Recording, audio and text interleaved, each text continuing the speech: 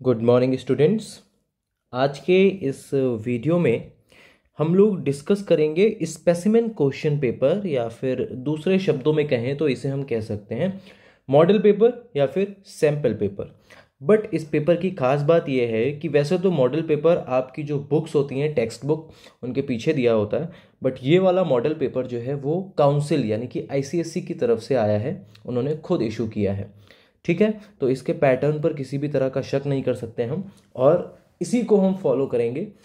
हम ये मान के चल रहे हैं, और ये मान के भी नहीं चल रहे हैं, ये श्योरिटी है कि इसी पैटर्न पर पेपर आएगा, क्योंकि ये काउंसिल का पेपर है। ठीक है, तो अब एक बात हम ये भी जान लेते हैं कि क्यों हमें डिस्कस करना है ये पेपर। आपको पता है कि आपने पिछला सेमेस्टर जो दिया था वो एमसीक्यू बेस्ड क्वेश्चन पेपर था। ठीक है, उसमें आपको बस अपना ऑप्शन चूज करके वहाँ पर मेंशन करना था, बट यहाँ पर डिस्क्रिप्टिव आंसर होगा। डिस्क्रिप्टिव आपको आंसर लिखना है इस पेपर में। अब वो आंसर कितना डिस्क्रिप्टिव होगा, 1 लाइन का, 2 लाइन का, 5 लाइन का, हाफ पेज का, जितना भी रिक्वायरमेंट हो, अलग अलग मार्क्स के हिसाब से अलग अलग लेंथ का आंसर हमें लिखना है। किस तरह से लिखना है वो अभी हम देखेंगे कि इस क्वेश्चन पेपर में क्या क्या दिया गया है। ठीक है, तो सबसे पहले हम देख लेते हैं इसकी गाइडलाइन, क्योंकि यहाँ पर गाइडलाइंस भी चेंज हुई हैं। क्योंकि यहाँ पर एनुअल एग्जाम तो है, फाइनल एग्जाम तो है ये, लेकिन पहले क्या होता था, पूरे साल का एक एग्जाम होता था, तो उसकी गाइडलाइन अलग थी, उसका टाइम अलग था, मार्क्स अलग थे। यहाँ पर सिर्फ सेकेंड सेमेस्टर का एग्जाम हो रहा है, तो इसमें अलग गाइडलाइंस हैं। क्या है गाइडलाइंस, देख लेते हैं। सबसे पहले मैक्सिमम मार्क्स कितने हैं इसमें, 40। ठीक है, 40 नंबर का ये पेपर है। टोटल 80 का पेपर होता था, लेकिन अब 40 मार्क्स का एमसीक्यू बेस्ड पेपर दे चुके हो सेमेस्टर 1 में। ठीक है, और 40 का ये हो जाएगा, तो टोटल हो जाएगा हमारा 80, है ना। तो 80 का ही हमें चाहिए, इसी के बेस पे हमारा रिजल्ट बन जाएगा। टाइम कितना है, टाइम है हमारा 1.5 आवर, यानी कि 1.5 घंटे का समय दिया गया है। आंसर लिखने के लिए अलग से आपको कॉपी मिलेगी। अब ये बात बताने वाली तो नहीं है, लेकिन ये क्यों बता रहे हैं, मतलब क्लियर कर दे रहे हैं कि एमसीक्यू में आपको कोई कॉपी नहीं मिली थी, आपने उसी पेपर पे अपने आंसर लिखे थे, बट यहाँ पर आपको कॉपी मिलेगी अलग से, जिस पे आपको आंसर लिखने हैं, जैसे कि पहले मिलती रहती है, मिलती थी। ठीक है, तो आपको अलग से कॉपी मिलेगी, उसमें आंसर लिखना है। जो पहले 10 मिनट आपको मिलेंगे वो आपको लिखने के लिए नहीं मिलेंगे, आपको उसमें अपना आंसर नहीं लिखना है। ठीक है, वो 10 मिनट आपको किस लिए मिलेंगे, just for read your paper. अपने पेपर को पढ़िए, उसको देखिए, समझिए आपको कैसे करना है। ठीक है, अपना पूरा का पूरा एक तरह से क्या बोलते हैं, लेआउट बना लीजिए कि आंसर को आपको किस तरह से लिखना है। क्लियर। उसके बाद जो 1.5 घंटा मिलेगा आफ्टर दिस 10 मिनट, वो आपके लिए प्रॉपर राइटिंग के लिए वो टाइम आपको दिया गया है। तो टोटल टाइम आपका हो गया 1.5 घंटा इधर और 10 मिनट ये, यानी कि 1 आवर 40 मिनट्स का टोटल टाइम आपको दिया जाएगा। ठीक है, अब इधर देख लेते हैं क्या लिखा है। Attempt all question from section A and any 3 question from section B. जो हमारा सेक्शन ए है, उसमें से आपको सभी क्वेश्चन करने हैं, कोई भी क्वेश्चन छोड़ना नहीं है। और जो हमारा सेक्शन बी है, उसमें आपको क्या करने हैं, एनी 3 क्वेश्चन करने हैं। ठीक है, और कितने मार्क्स का क्वेश्चन है वो आपको ब्रैकेट में सामने लिखा हुआ दिख ही जाएगा। चलो शुरू कर लेते हैं, फिर अब क्वेश्चंस देखते हैं। क्वेश्चन नंबर 1, जो कि पहले टोपोशीट होता था, लेकिन अब आपकी टोपोशीट सेमेस्टर 1 में खत्म हो गई है। ठीक है, यहाँ पर आपका क्वेश्चन 1 होगा मैप ऑफ इंडिया का। इसमें आपके कई सारे चैप्टर से मैप आ सकते हैं। आपकी बुक्स में स्टार्टिंग में कुछ 10-12 मैप दिए होंगे, उसी में से बेसिकली चीज़ें पूछते हैं ये लोग, जैसे कि हिमालय पूछा गया है। ठीक है, अब हिमालय आपको मार्क कैसे करना है मैं आपको बता देता हूँ। पहली बात तो एक चीज़ जो मैं देख रहा हूँ कि बच्चों को ये नहीं पता है कि कैसे फिल कर रहा है मैप, तो ये मैं आपको करके बता देता हूँ। हिमालय में बेसिकली हम देखें तो शिवालिक है, शिवालिक हिमालय है या शिवालिक रेंज है ना, हिमाचल वाली रेंज है, और उसके अलावा जो हमारा आउटर हिमालय है वो तो है ही। तो हिमालय के लिए अगर ये पूछते हैं शिवालिक, तो आप अलग तरीके से बनाओगे। 3 रेंज यहाँ पर दिखाई जाती हैं, तो शिवालिक अगर पूछते हैं तो अलग, हिमाचल अगर पूछते हैं तो अलग, लेकिन यहाँ पे इन्होंने सिर्फ हिमालय पूछा है, तो हिमालय को आप इस तरह से मार्क कर सकते हो। ठीक है, इस तरह से मार्क कर सकते हो। ये होगी हमारी हिमालय रेंज। ठीक है, इसी तरह से रिवर गंगा। अच्छा एक बात ये भी देख लीजिए, मैंने यहाँ पर रिवर का मैप आप देखोगे कि मैंने यूज़ किया है।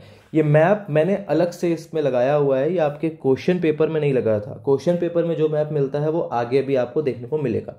मैंने यहाँ पर लगा दिया है क्वेश्चन के जस्ट बगल में कि आपको समझा सकूँ।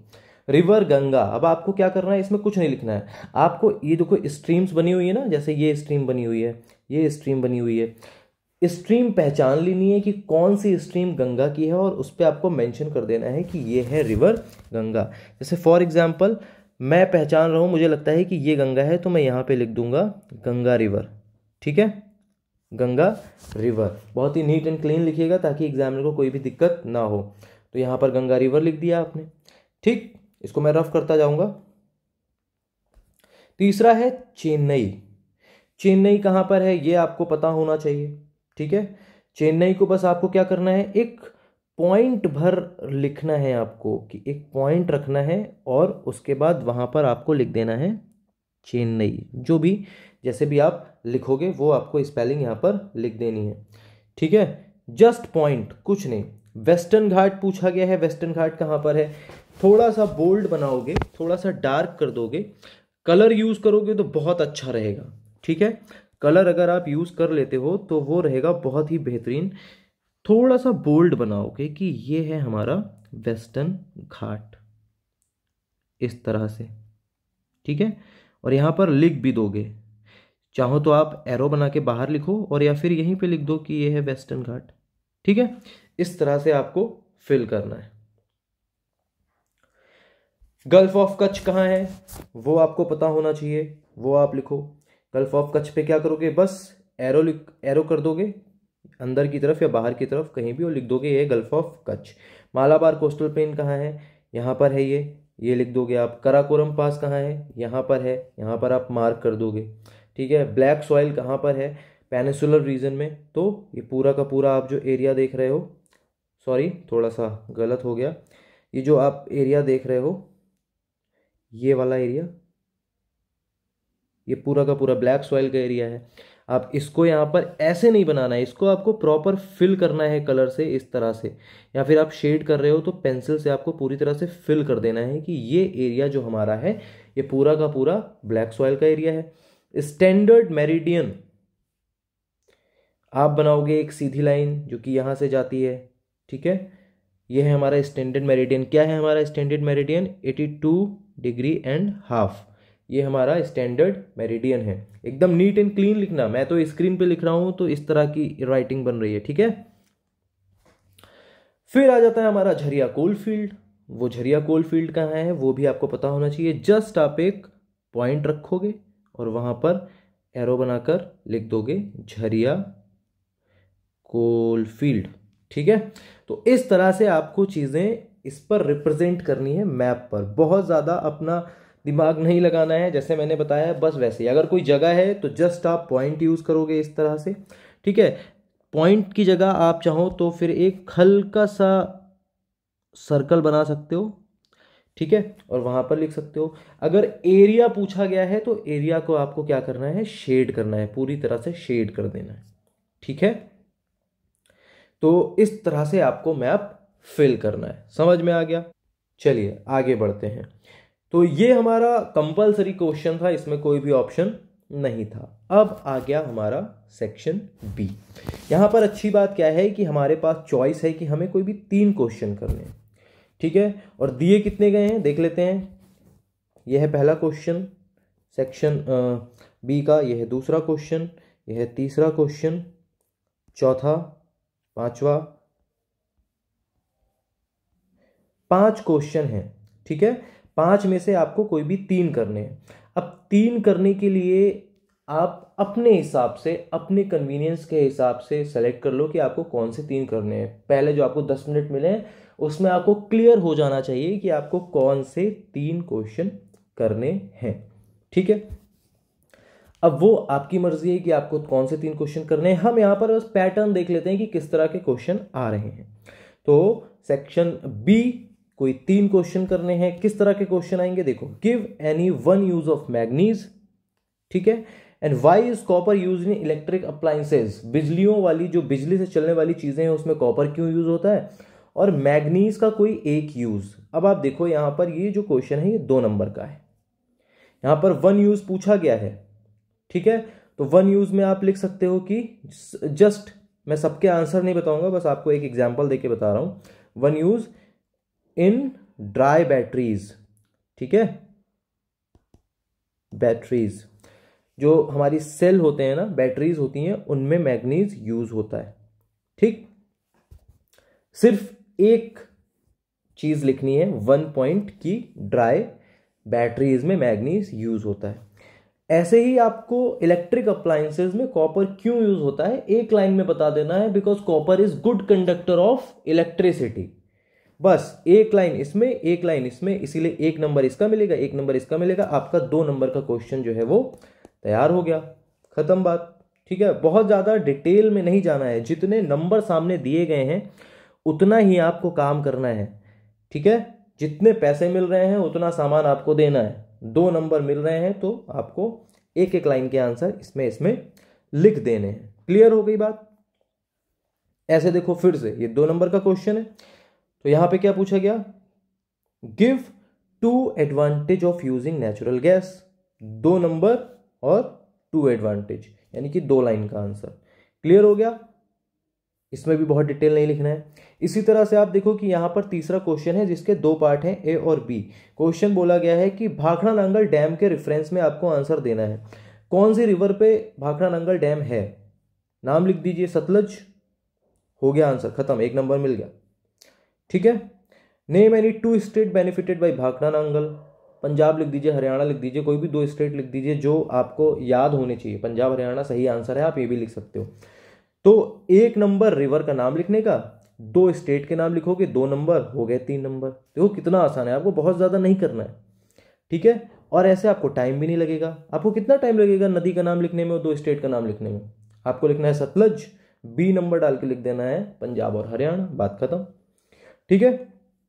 तो ये हो गया 3 नंबर का क्वेश्चन। ऐसे ही हम आते हैं आगे क्वेश्चन नंबर 4 पर। इसको भी आप देखोगे कि इसके भी 2 पार्ट है। Mention 2 advantage of using biogas, कोई भी बायोगैस के 2 एडवांटेज आपको लिख देने हैं, ठीक है। और 1 या 2 लाइन में आंसर दे देना है कि जो न्यूक्लियर पावर है वो कन्वेंशनल सोर्स ऑफ एनर्जी से कैसे प्रेशर रिड्यूस कर रही है ना। और हाँ, ये सारे क्वेश्चन आप याद कर सकते हो जो मैं बता रहा हूं, लेकिन ये सैंपल पेपर है, याद रखना। मैं आंसर बता रहा हूं इसका मतलब ये नहीं कि यही याद करके सोचो कि यही आएगा। It just a question paper, sample question paper, ठीक है। तो यहां पर आपको 2 एडवांटेज लिखने हैं 2 नंबर के, और 1 लाइन में 2 लाइन में आंसर दे देना है कि भाई ऐसा क्यों है कि न्यूक्लियर पावर कंट्रीब्यूट कर रही है प्रेशर रिड्यूस करने में कन्वेंशनल सोर्स ऑफ एनर्जी पर। 1 लाइन में लिखा, 1 नंबर, हो गए टोटल 3 नंबर, बात खत्म, है ना। देखो आपका एक क्वेश्चन पूरा हो गया और 10 नंबर आपके मिल गए आपको, और बहुत ही कम शब्दों में आपने आंसर लिख दिया, है ना। इसी तरह से हम आगे देखेंगे, हर चैप्टर से भी क्वेश्चन देखते जाते हैं कि एक चैप्टर से किस तरह के क्वेश्चन बन रहे हैं। यहाँ पे हमने मिनरल्स और एनर्जी वाला जो चैप्टर है उसमें देखा कि इस तरह के क्वेश्चन बन रहे हैं। अब क्वेश्चन नंबर 3 क्या है ये भी देख लेते हैं। यहाँ पर एग्रीकल्चर के चैप्टर से आपके क्वेश्चन बन रहे हैं। एग्रीकल्चर के कहीं कहीं पर 2 पार्ट में बाइफरकेट किया गया है, किसी बुक में 4 पार्ट में चैप्टर बाइफरकेट किया गया है, तो उसमें कंफ्यूज होने की जरूरत नहीं है, ठीक है। चैप्टर चाहे जितने भी पार्ट में बाइफरकेट किया गया हो, चैप्टर का मटेरियल, चैप्टर का कंटेंट सेम है, ठीक। क्वेश्चन देख लेते हैं। 2 नंबर का क्वेश्चन क्या पूछा है, mention 2 ways in which agriculture sector is important. 2 बातें बताइए जिसमें आपको यह बताना है कि हाँ एग्रीकल्चर इंडिया के लिए इंपॉर्टेंट है, बस 2 लाइन में, 2 नंबर का। Second question, name 2 agriculture season of India और name 1 crop that grows in each of season. आपको 2 सीजन बता देने हैं, जैसे रबी हो गया, ठीक है, खरीफ हो गया, जायद हो गया, इसमें से कोई भी 2 बता दो, और इसमें से जो भी आपने बताया है उसकी एक एक क्रॉप बता दो, ठीक है। जैसे खरीफ की क्रॉप आपने लिखा है, खरीफ में क्या हो रहा है, तो आप लिख दो राइस, तो आपने लिखा खरीफ और उसमें हो रहा है राइस, तो यहाँ पे आपको 2 सीजन लिखने हैं 1 नंबर के लिए, यहाँ पे आपको 2 क्रॉप लिखनी है अलग अलग सीजन की 1 नंबर के लिए, हो गया आपके 2 नंबर, ठीक है, तो इस तरह से आपको यहां पे आंसर लिख देना है। अगला क्वेश्चन देखिए आप, अगला क्वेश्चन क्या है? अगला क्वेश्चन 3 नंबर का है, with reference to wheat cultivation. अब यहां पे तीनों ही क्वेश्चन पूछे गए हैं इसके अंदर जो कि वीट से रिलेटेड है। सबसे पहले वीट के लिए सुटेबल सॉइल का नाम 1 नंबर में, स्टेट जो कि सबसे ज्यादा वीट प्रोड्यूस करता है एक स्टेट का नाम 1 नंबर में, ठीक है, और एक लाइन में आंसर दे दीजिए कि जो क्रॉप है साउथ इंडिया में क्यों नहीं ग्रो करती है या प्रोड्यूस किया जाता है साउथ इंडिया में 1 नंबर में। 3 नंबर हो गए आपके, 3 नंबर का क्वेश्चन था। इसी तरह से अगेन 3 नंबर का क्वेश्चन है, फोर्थ क्वेश्चन में 3 पार्ट हैं। Name the largest producer of T, एक स्टेट का नाम लिखोगे असम, 1 नंबर। अब यहां पे आपको 2 टर्म दिए हैं जिन्हें डिफाइन करना है, एक लाइन में 2 लाइन में डिफाइन कर दो। व्हाट इज गिनिंग, डिफाइन करो 1 नंबर। व्हाट इज प्रूनिंग या why is pruning essential for T crop, हो सकता है कि आप एक सेंटेंस या एक लाइन में आंसर दे सकते हो, 1 नंबर है ना। 1 2 3, 3 नंबर का क्वेश्चन हो गया, खत्म, इजी, आपके 10 नंबर फिर आ गए। अब आप ये देखो कि जो मैं बता रहा हूं कि आप इसमें देखो कि कोई कहानी लिखनी है, एक एक शब्द के आंसर लिखने हैं, दैट्स इट। अगला क्वेश्चन एग्रीकल्चर हो गया हमारा, मिनरल हो गया, ये आ रहा है हमारा कहां से, इंडस्ट्री, मैन्युफैक्चरिंग इंडस्ट्री के चैप्टर से ये क्वेश्चंस यहां पर पूछे गए हैं। क्वेश्चन क्या है भाई, देख लेते हैं क्वेश्चन। पहला क्वेश्चन 2 नंबर का है, डिफरेंस बताना है पब्लिक सेक्टर प्राइवेट सेक्टर में, ठीक है, और एक एग्जाम्पल भी देना है, 2 नंबर में बताना है। तो 2 अंतर बता दो, 2 डिफरेंसेस बता दो, एक एक एग्जाम्पल दे दो, 2 नंबर आपके तैयार। फिर ये 2 नंबर का क्वेश्चन है सेकंड नंबर। अब यहां पे पूछा है कॉटन टेक्सटाइल इंडस्ट्री इंडिया के लिए क्यों इंपॉर्टेंट है, 2 लाइन में बता दीजिए, 2 नंबर तैयार। तीसरा क्वेश्चन क्या पूछ रहा है, ये आपको देना है राउरकेला स्टील प्लांट के रेफरेंस में आंसर इन तीनों का, 3 नंबर का क्वेश्चन है। कहां पर है राउरकेला स्टील प्लांट, उस जगह का नाम लिखिए, 1 नंबर ले जाइए। Which country help India to establish this steel plant, उस कंट्री का नाम लिख लीजिए, है ना। और क्या करिए आप, 1 नंबर फिर से ले जाइए। जैसे राउरकेला, आप मैंने बताया है राउरकेला किस कंट्री के कोलैबोरेशन में बना था या किस कंट्री ने राउरकेला स्टील प्लांट को बनाने में हेल्प की थी, कमेंट करके बताओ, ठीक है, देखते हैं आपको कितना पता है। उसके बाद 1 नंबर ये हो गया। और आयरन ओर जो है, from where does it get iron ore requirement, अब स्टील प्लांट को रॉ मटेरियल चाहिए ना, कहां से चाहिए, उस जगह का नाम लिखो, 1 नंबर ले जाओ। अब देखो यहाँ पे 3 क्वेश्चन है, तीनों में जगह का नाम लिखना है। पहला कहां है, उस जगह का नाम, किस कंट्री ने कोलैबोरेट किया था, हेल्प किया था, उसका नाम, और आयरन ओर कहां से मिलता है उसका नाम, 3 नंबर, खत्म। अगला question, what are the benefit of using petrochemical product, any 2 बोला गया है मतलब 2 number. How has the electronic industry revolutionise the entertainment sector, electronic industry ने किस तरह से क्रांति ला दी है एंटरटेनमेंट सेक्टर में, ठीक है ना, 2 नंबर का ये, और एक लाइन 2 लाइन में इसका आंसर दे दो, 1 नंबर हो गए, 3 नंबर का क्वेश्चन खत्म, 10 नंबर इधर से भी मिल गए। अब इसमें भी आप देखो सेम पैटर्न है कि आपको बहुत ज्यादा नहीं लिखना है, एक लाइन एक शब्द में आपको आंसर लिखना है। जैसे राउरकेला स्टील प्लांट के बारे में देखो ना, एक जगह का नाम, कंट्री का नाम, जगह का नाम, कितना आसान है, और 3 नंबर मिल गए आपको, ठीक है। बहुत ही कंसाइज पढ़ना है आपको, बहुत ज्यादा लेंदी चीजें नहीं पढ़नी है, छोटी छोटी चीजें अगर याद रखोगे तो आपका हो जाएगा अच्छे से, ठीक है। अगला क्वेश्चन, क्वेश्चन नंबर 5। अभी पिछला जो था वो किस चैप्टर से था, वो था मैन्युफैक्चरिंग इंडस्ट्री से। ये है हमारा किससे, ट्रांसपोर्टेशन इन इंडिया वाला जो चैप्टर है वहां से। पहला क्वेश्चन क्या है, 2 नंबर का है, mention 2 advantage of using waterway, बस 2 ही एडवांटेज लिखने हैं 2 लाइन में, 2 लिखोगे 2 नंबर मिल गए, कितना आसान है। Differentiate between national highway and state highway, कोई भी 2 डिफरेंस लिख दो, 2 डिफरेंस लिखोगे 2 नंबर मिल गए, इजी है ना। उसके बाद तीसरा, mention 3 benefit of golden quadrilateral. अब देखो जहां पर 2-2 नंबर के क्वेश्चन थे वहां पे 2-2 चीजें पूछी गई थी, अब यहां पे 3 नंबर का क्वेश्चन है, तो mention 3 benefit of golden quadrilateral. Golden quadrilateral के बारे में 3 कोई बेनिफिट बता दो, ठीक है, बस 3 नंबर ले जाओ। What are the 3 disadvantage of using air transport, देखो अगेन 3 नंबर का क्वेश्चन, 3 डिसएडवांटेज है ना, बहुत ज्यादा नहीं लिखना है, 10 नंबर मिल गए आपको।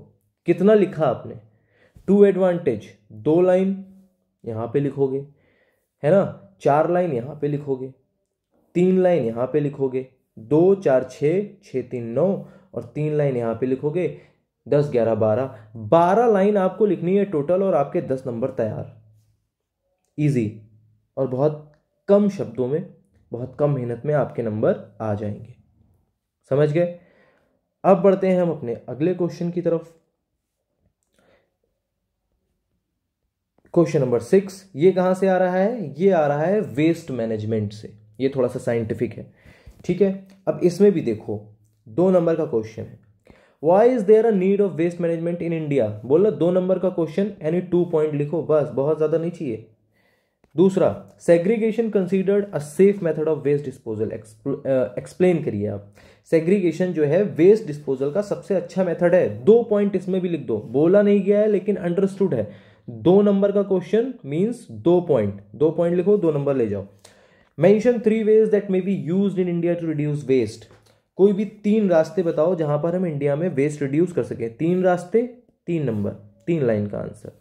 Mention 3 reason as to why the dumping of waste may be harmful. Waste को डंप करना हार्मफुल हो सकता है, कोई भी 3 रीजन, 3 लाइन में लिखो, 3 नंबर ले जाओ, है ना। कितना आसान, 10 नंबर तैयार हो गए आपके। तो इस तरह से आपको कोई 3 क्वेश्चन करने हैं जो आपको बहुत ही इजी लगते हो, वो आप याद कर लीजिए और आसानी से आप कर सकते हैं। हर चैप्टर से एक क्वेश्चन आना है, बात खत्म, ठीक है। और मैं आपको बताऊं एक बहुत ही सीक्रेट बात है, किसी को बताना नहीं। 5 में से आपको 3 क्वेश्चन करने हैं और टोटल आपके सिलेबस में आ भी 5 चैप्टर रहे हैं। कोई भी 3 चैप्टर ही याद कर लो, 2 स्किप कर दोगे तो भी आपका अच्छे से काम हो जाएगा। आप पे थोड़ा प्रेशर कम पड़ेगा और आपको पता ही है कि 5 क्वेश्चन आने हैं 5 चैप्टर से, तो हम और करने हमें 3 है, तो हम 3 ही चैप्टर पढ़ रहे हैं, अच्छे से पढ़ रहे हैं और 3 जाके करके चले आएंगे, है ना। कितना अच्छा है। अब देख लीजिए मैप, मैंने आपको ऊपर जो मैप दिखाया था, ये देखो रिवर का मैप। इस तरह का मैप ही आपको काउंसिल से मिलेगा, जो कि एक पेपर जो आपको मिलेगा ना, उसमें सबसे पीछे बना हुआ होगा ये मैप आपका।